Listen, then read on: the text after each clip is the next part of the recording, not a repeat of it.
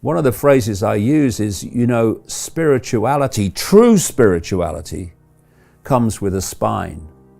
Because true spirituality knows that it's all that is, has been, and ever can be.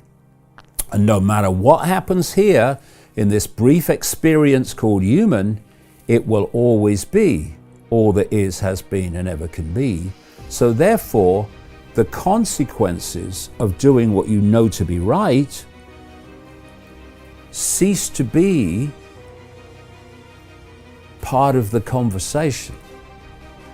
Because whatever happens to you for doing what you know to be right, you are still all that is, has been, and ever can be. And this is just a brief, not that much experience called human.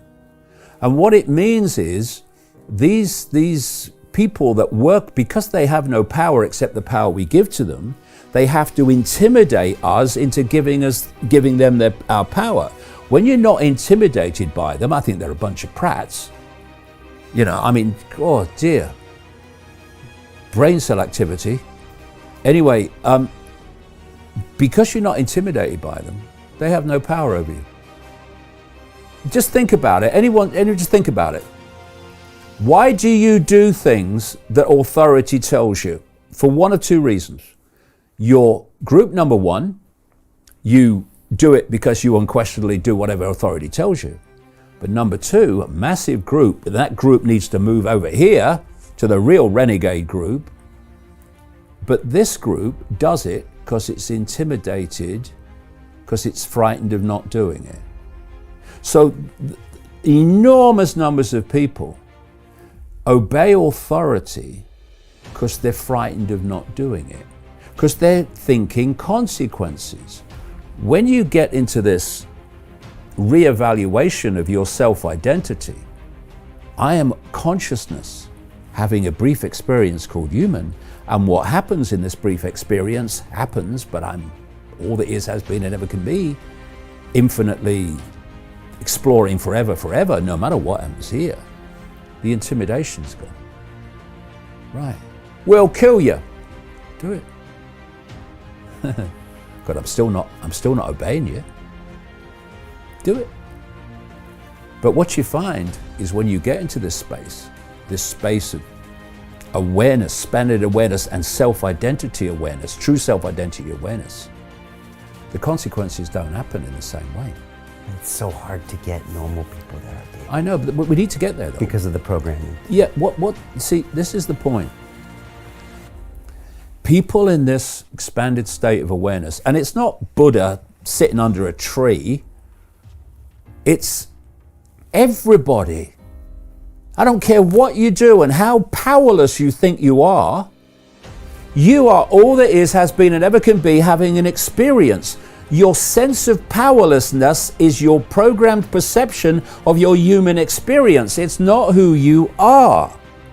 But if you are trying to, you know this, if you know that if people go into this expanded state of awareness, game, set, and match, it's over, which it would be, not least because the intimidation's gone, then if you're going to control billions of people, like I say, you've got to do it perceptually, but you've got to hold them in a sense of human self-identity.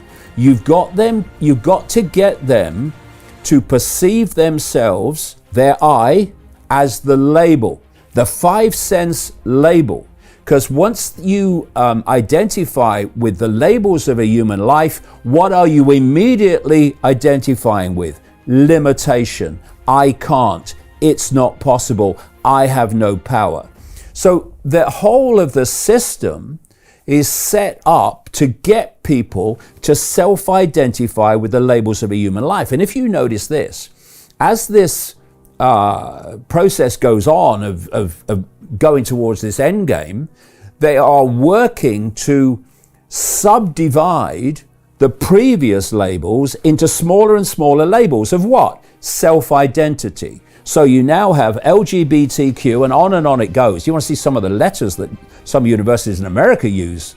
You know, which one are you? Well, none of them actually, or actually all of them, right? So what is that doing? That's taking the old labels human labels to identify with limitation, and I can't, and it's not possible, and I have no power. And it's subdividing them. So now, so many people, and a lot of young people, nothing like all, mind, self-identify the I, not with all that is, has been, and ever can be, having a brief human experience, but with their chosen sexuality.